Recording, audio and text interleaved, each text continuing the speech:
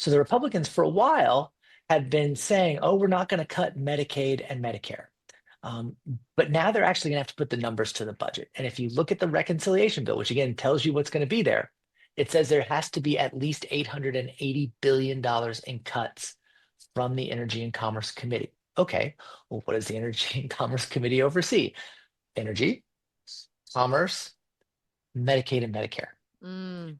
And here's just the math of it. Like we can argue about whether it's a good or a bad thing to cut these programs. But if you take Medicaid and Medicare out of their budget, push it over to the side, they only oversee about $500 billion in spending. They have to have $880 billion in cuts. If you That don't include Medicaid and Medicare, Now that math doesn't math. it doesn't math. And I went to law school, so I wouldn't have to do math. And Word. it's pretty Same. easy to say that 500 billion is less than 880 billion. And so if they zero out the entirety of the rest of the spending they oversee, which they're not going to do, I was thinking it seems unlikely. right? They're not going to zero it out.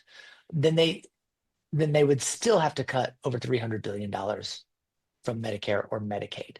Now, where does that take us? They have said every time they possibly can, we're not going to cut Medicare, we're not going to cut Medicare, we're not going to cut Medicare. All right.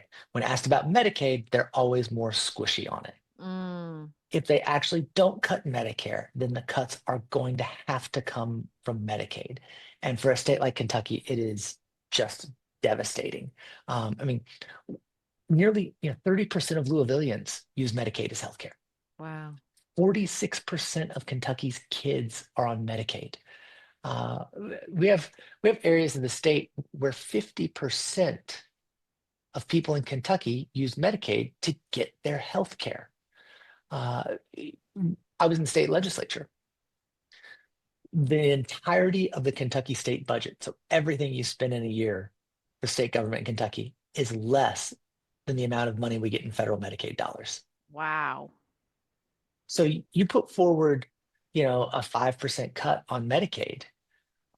Where does a state like Kentucky get that money to provide healthcare to kids, to seniors, to students, to people with disabilities?